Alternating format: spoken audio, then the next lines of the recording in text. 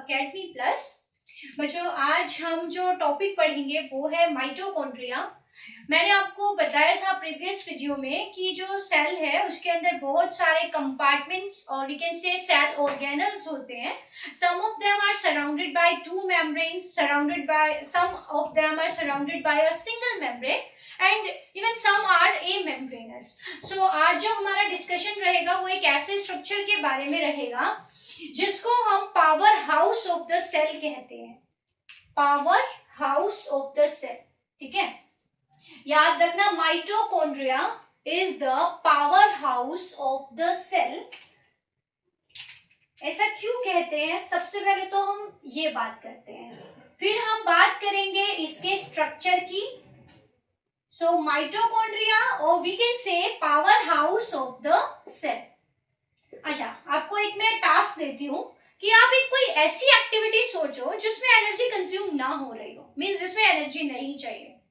सोचो सोचो, नहीं आया ना दिमाग में? क्योंकि ऐसी कोई एक्टिविटी नहीं है जिसमें आपको एनर्जी नहीं चाहिए। जैसे मैं लिख रही हूँ, आई नीड एनर्जी, मैं बोल रही हूँ, इसके लिए भी आई नीड एनर्जी, मेरी आईज ब्लिंक हो रही है, उसके लिए भी आई नीड एनर्जी, ठीक है। तो जो भी एक्टिविटी मैं कर रही हूँ, इवन जिनके बारे में मैं कॉन्शियस भी नहीं हूँ, जो मेरी बॉडी के अंदर हो रही है, मीन्स हम लोग कॉन्शियस भी नहीं होते, हमें पता भी नहीं होता, हमें अवेयर भी नहीं होते हम लोग कि हमारा हार्ट बीट कर रहा है और उनको बीट करने में, हार्ट को बीट करने में कितनी एम्पल अमाउंट ऑफ एनर्जी चाहिए हो रही है। इसके अलावा जब हम अपनी आईज ब्लिंक कर रहे हैं, बोल रहे हैं, खा रहे हैं, इवन जब हम ब्रीथ कर रहे हैं तब भी हमें एनर्जी चाहिए। यौन उबासी लेना, इसके लिए भी आपको एनर्जी चाहिए। So there is no activity जहां पे एनर्जी की जरूरत ना पड़े। और एनर्जी के लिए यू ऑल नो हम किस पे डिपेंडेंट है? खाने पे। बट खाते ही एनर्जी मिलेगी क्या? नहीं ना, पहले बॉडी के अंदर वो खाना प्रोसेस होगा और फिर उस खाने से एनर्जी प्रोड्यूस होगी। सो वो जो खाने से एनर्जी प्रोड्यूस करके हमारी पूरी मशीनरी को चलाने का काम कर रही है, वो कौन है? वो एक्चुअली एक सब सेलुलर स्ट्रक्चर है, बहुत ही छोटा सा स्ट्रक्चर है जिसका नाम है माइटोकॉन्ड्रिया। तो क्योंकि माइटोकॉन्ड्रिया सेल को पावर अप कर रहा है, सेल को पावर दे रहा है, एनर्जी दे रहा है, और उस एनर्जी की हेल्प से सेल सारी एक्टिविटीज कर पा रही है, so that structure is mitochondria. और इसको हम पावर हाउस इसीलिए कह रहे हैं because it produces energy from the oxidation of food, ठीक है। पावर हाउस क्यों कह रहे हैं, इसका ये क्वेश्चन आता है बहुत बार कि which organelle of the cell is called powerhouse? So without any second thought you have to answer mitochondria. And why? Because it produces energy कहां से? From the oxidation of food. तो खाने के ऑक्सीडेशन से एनर्जी प्रोड्यूस करना, that is the function of mitochondria, and mitochondria is present where? Inside the cell. Okay, so this energy which is produced by mitochondria, it's stored in form of a chemical compound, और उस chemical का नाम देखो, जो energy बनेगी that energy it's stored in a chemical, और उस chemical का नाम है ATP, and this ATP is nothing but adenosine triphosphate. This is a chemical compound जिसके अंदर एनर्जी स्टोर हो जाएगी, and this ATP is called energy currency of the cell. What do we call it? We call it as energy currency of the cell. Currency means what? India की currency क्या है? जैसे मैं आपसे पूछूं तो आप बोलोगे रुपया, है ना, क्योंकि जो हमारे पास मनी है हम उसको खर्च करते हैं and we buy things we need, जो भी चीज हमें चाहिए उसको खरीदने के लिए वी एक्सपेंड मनी। इसी तरह से सेल को भी कोई भी एक्टिविटी करनी है, सपोज सेल को मटेरियल को बाहर भेजना है, ओके, तो उसके लिए उसको एनर्जी चाहिए, और एनर्जी कहाँ स्टोर है? एक केमिकल के अंदर, उस केमिकल का नाम क्या है? एटीपी। तो सेल को क्या करना पड़ेगा? इस एटीपी को कंज्यूम करना पड़ेगा इट मीन्स इसके अंदर जो एनर्जी स्टोर है वो रिलीज हो जाएगी और उस एनर्जी की हेल्प से सेल अपनी एक्टिविटी करेगी. So because ATP stores energy, और जब ये ब्रेक डाउन होता है तो इससे एनर्जी रिलीज हो जाती है and that energy is used in various activities by the cell. So the ATP is called as energy currency of the cell. These two things which I told you now, these are very important. एक तो mitochondria is called powerhouse of the cell. Why? And name the energy currency of the cell, or in which form do our cells store its energy. So cells store energy in form of ATP. और ATP एक तो energy को store कर रही है, दूसरा इस energy को सपोज सेल के किस हिस्से में एनर्जी चाहिए वहां पे, जैसे सेल के अंदर बनी माइटोकॉन्ड्रिया में एटीपी बनी, यहाँ से ATP can move throughout the cell, पूरी सेल में ये घूम सकती है और जहां एनर्जी चाहिए वहां पे ये ब्रेक डाउन होकर एनर्जी दे सकती है. So this is called energy currency of the cell. So अगर आपसे पूछे what is the function of mitochondria, तो भी आपको यही लिखना है कि फंक्शन ऑफ माइटोकॉन्ड्रिया भी क्या है, खाने से एनर्जी प्रोड्यूस करना, and this energy from the oxidation of food is produced by mitochondria. So this is the function of mitochondria, and due to this function mitochondria is called as powerhouse of the cell, and the energy released is stored in form of a chemical ATP, or ATP is called energy currency of the cell. Okay, now coming to the structure of mitochondria. mitochondria कैसा दिखता है, इसका structure कैसा है वो अभी जानते हैं. Now coming to the structure of mitochondria. देखो mitochondria is a plural form. एक सिंगल माइटोकॉन्ड्रिया को हम कहेंगे mitochondrion. So structure of a mitochondrion. Mitochondrion is a double membrane bound structure, means इसके बाहर देयर आर टू कवरिंग्स जिनको हम बोलते हैं mitochondrial membrane. Okay, it is elliptical और ओवल और रोड शेप. ठीक है, इसकी शेप वेरी करती है. सो अगर मैं इसका स्ट्रक्चर बनाऊं तो मैं बनाऊंगी टू कवरिंग्स. रिमेंबर इट कि mitochondria is a double membrane bound structure and it is having to membranes. ये मैंने आउटर मेम्ब्रेन बनाई. This is outer membrane of mitochondria. It is permeable, means इसके थ्रू कोई डिसीजन नहीं होता कि कौन सा मटेरियल अंदर जाएगा और कौन सा नहीं जाएगा. So it is freely permeable. इसके पास पोर्स होते हैं जिनके through materials can move it inside and outside of it. Okay, this is smooth, means ये पूरी की पूरी स्मूथ है. There are no protrusion. So this is a smooth membrane and it is permeable. So this is outer mitochondrial membrane. Now coming to inner mitochondrial membrane. अब outer membrane की तरह inner membrane smooth नहीं होती बल्कि अंदर की तरफ fold होते हैं उसके अंदर. तो so inner mitochondrial membrane is folded inside. इस तरह से ये अंदर की तरफ folded होती है और फोल्डेड होती है. और इन फोल्ड्स को हम क्या बोलेंगे, पहले तो मैं लिख देती हूँ. This is inner mitochondrial membrane. It is having infolds, ये अंदर की तरफ फोल्ड है and these infolds are called as cristae. इन इनफोल्ड्स को हम कहेंगे क्रिस्टे. ओके, अब अंदर का जो स्पेस है, देखो इन मेम्ब्रेन की वजह से जो माइटोकॉन्ड्रिया है it is divided into two chambers. दो चैम्बर बन गए. एक चैम्बर तो जो ये स्पेस है बिटवीन दीज टू मेम्ब्रेन्स, दोनों मेम्ब्रेन के बीच में जो स्पेस है, this space is called as outer chamber.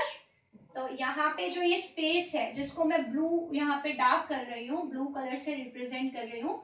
So the space between two membranes is inner, the space between these two membrane is intermembranous space, or we can call it as outer chamber. ठीक है, बाहर वाला chamber है. so the space between these two membranes is inter means बीच में, intermembranous space,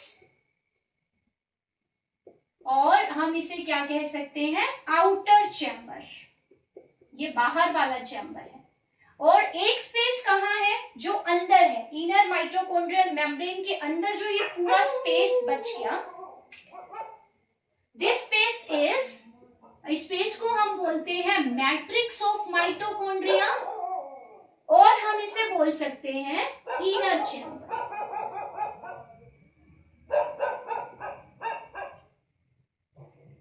So there are two chambers of mitochondria.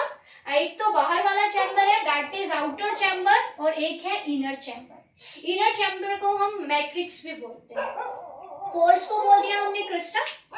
अब ये जो inner mitochondrial membrane है, इनर माइटोकॉन्ड्रियल मेम्ब्रेन के साथ कुछ पार्टिकल्स एसोसिएटेड होते हैं इस तरह से। ये पार्टिकल्स वो पार्टिकल्स हैं, ये इनर मेम्ब्रेन के साथ भी और ये फोल्ड्स के साथ भी। There are some particles which are associated here. So these particles are called as elementary particles or F0, F1 particles, या फिर हम इन्हें ऑक्सीसोम्स भी कह सकते हैं। So inner mitochondrial membrane is associated with some small particles. ये जो पार्टिकल्स हैं जो मैंने रेड कलर से बनाए हैं, these particles are what?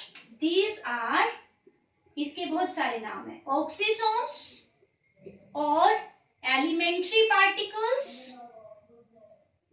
Elementary particles के साथ साथ हम इन्हें कह सकते हैं F0, F1 पार्टिकल्स।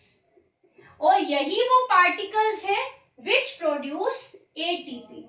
जो एटीपी बनाने का काम है, it is done by these particles. ठीक है, अब जो अंदर वाला स्पेस है, इसके अंदर आपको क्या मिलेगा? माइटोकॉन्ड्रिया के मैट्रिक्स में देयर आर न्यूमरस एंजाइम्स जो खाने के ऑक्सीडेशन से एसोसिएटेड है। मींस ऐसे एंजाइम्स जो खाने के ऑक्सीडेशन से एसोसिएटेड है, जिनका काम है खाने को ऑक्सीडाइज करना। These small enzymes are present in the matrix of mitochondria, and along with this mitochondria की मैट्रिक्स में आपको कुछ डीएनए के मॉलिक्यूल्स भी मिलेंगे। मैंने आपको न्यूक्लियस जब समझाया था तो मैंने उसके अंदर आपको डीएनए के बारे में भी समझाया था। यहाँ भी न्यूक्लियस के अलावा माइटोकॉन्ड्रिया के पास भी अपना खुद का डीएनए है, but this DNA is circular. So there are 1 to 4, generally 1 से 4 मॉलिक्यूल्स होते हैं माइटोकॉन्ड्रिया के अंदर डीएनए के। मैंने यहाँ पे एक मॉलिक्यूल बनाया है, this molecule is what? This is circular DNA, और इस डीएनए को हम कहते हैं माइटोकॉन्ड्रियल डीएनए, जिसको मैं लिखती हूँ MT. MT means mitochondrial DNA. Okay, इसके साथ आपको कुछ छोटे छोटे ये ऐसे मॉलिक्यूल्स मिलेंगे, these are RNA molecules, this is RNA. और साथ ही साथ आपको छोटे छोटे ग्रैन्यूल्स मिलेंगे जो कि राइबोसोम्स है। ये रेड कलर के जो मैं यहाँ पार्टिकल्स बना रही हूँ ऐसे, these structures are what? These are ribosome, and ribosomes present here are of 70s type, छोटे साइज के होते हैं, and these are known as 70s type of ribosome. This is the structure of a mitochondrion. अगर मैं इस particle की बात करूं, इस पार्टिकल को अगर मैं बड़ा करके लिखूं तो इस तरह से होता है। इसमें एक हेड होगा, एक स्टॉक होगी और नीचे एक बेस होगा, इस तरह से है। जो ये रेड कलर से मैंने यह पार्टिकल बनाया है, इसका स्ट्रक्चर ऐसा होता है। ये ऊपर वाला इसका हेड है, ये वाला पोर्शन स्टॉक है और नीचे वाला पोर्शन बेस है। हेड को मैं F1 और बेस को F0 लिख रही हूँ, तो इस वजह से इसको F0, F1 पार्टिकल भी कहते हैं। And the function of this particle क्या है? To produce ATP. ठीक है, this is the structure of a mitochondrion. So याद क्या करना है माइटोकॉन्ड्रिया में कि शेप जनरली रोड शेप और इट में भी ओवल शेप, सर्कुलर भी हो सकता है। And the structure of mitochondrion is surrounded by 2 membranes. Outer membrane smooth है, जबकि अंदर जो मेम्ब्रेन है it is folded inside, and these folds are called crista. Associated with the inner membranes are small particles जिन्हें हम oxysomes या elementary particles या F0, F1 particles कहते हैं, which are associated with the function of production of ATP. And inside the mitochondria is a matrix, and this matrix is having a few molecules of DNA which is circular, and along with this small RNA and 70S types of ribosomes are also present in its matrix. Okay, this is the structure of mitochondria. Function मैंने आपको already बता दिया. Function क्या है? To produce energy from the oxidation of food and that energy is stored in form of ATP. अब जो इसके number की बात करें तो नंबर जो माइटोकॉन्ड्रिया का है वो थाउजेंड्स में होता है एनिमल सेल्स में और 100 to थाउजेंड्स की रेंज में होता है प्लांट सेल्स में.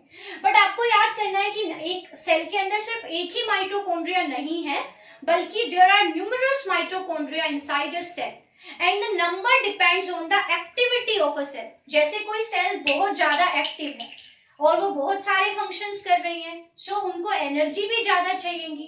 तो जो ये एक्टिव सेल्स हैं इनके अंदर नंबर ऑफ माइटोकॉन्ड्रिया क्या होगा? ज्यादा होगा as compare to lesser active cells. तो यहाँ पे क्या याद करना है? नंबर में सिर्फ आपको एक्यूरेट नंबर, एग्जैक्ट नंबर्स याद नहीं करने हैं.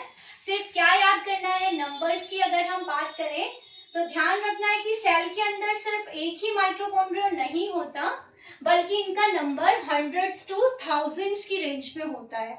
और जो एक्टिव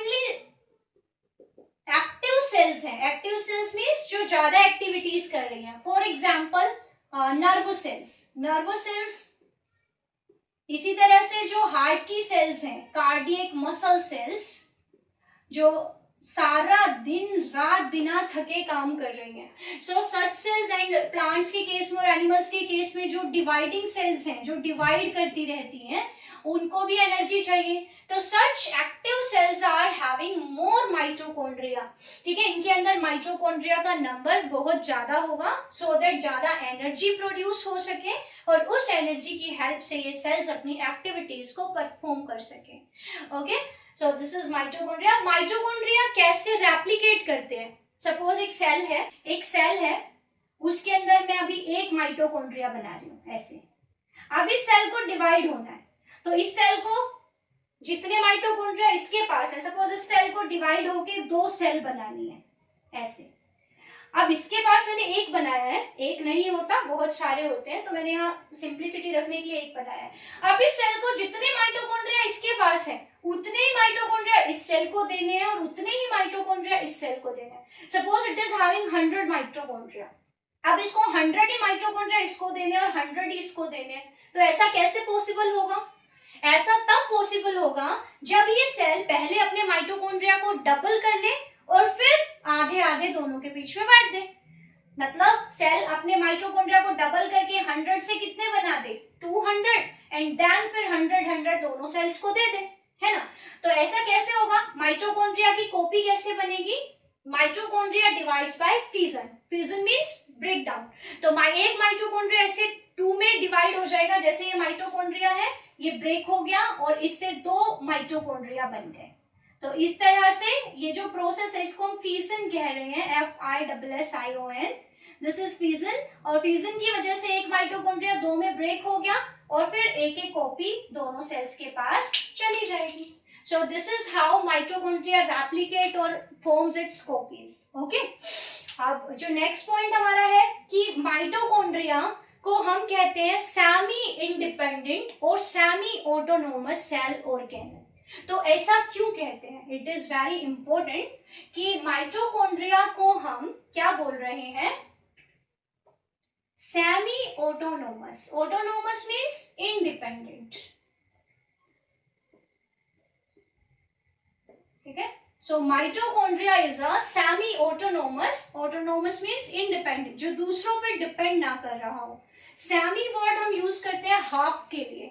इट मीन्स यहाँ जब हम माइटोकॉन्ड्रिया की बात कर रहे हैं तो माइटोकॉन्ड्रिया इज सेमी इंडिपेंडेंट. इसका मतलब सेमी डिपेंडेंट होगा.